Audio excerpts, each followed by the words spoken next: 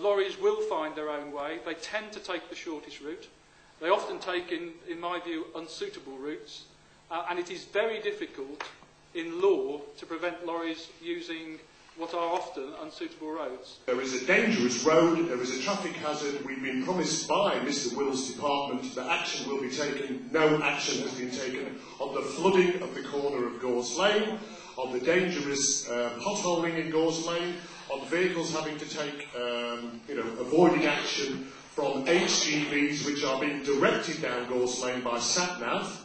And the fact is that the road is split halfway down and Leicestershire have banned them. I think the two areas where you're most likely to see something happen as a result of your meeting and the campaign that you've been running for some time is on the maintenance issue, and we shall look into the footway issue.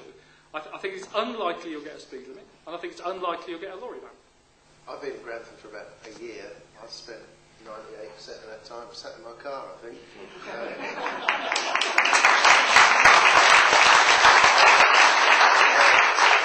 Repeatedly banging my head against the steering wheel.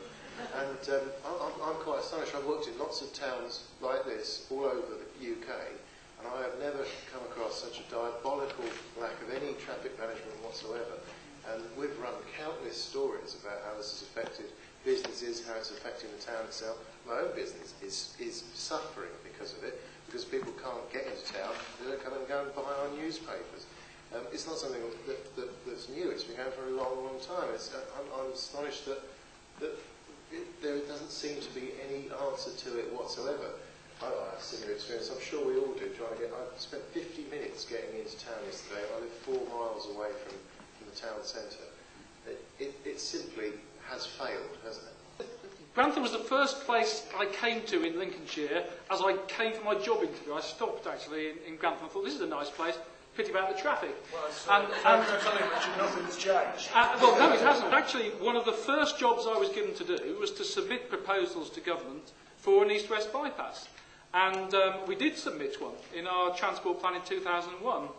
And unfortunately, it didn't compete with other bypasses in other parts of the country. Yes, I believe that we do need an east-west bypass. I went to see a local landlord who has all the land, or virtually all the land in the area of concern to us. I went to see the district council, I went to the county council. County council is the highways department, of course, and we'll need to come up with some money and need to improve the route and need to do most of the engineering for it. The district council is the planning authority, and if we're going to get planning gain to finance a bypass, you need to have the district council who agrees to allocate housing allocations in such a way as to make sure developers will get the consent on condition they contribute to the bypass. That's what it's all about.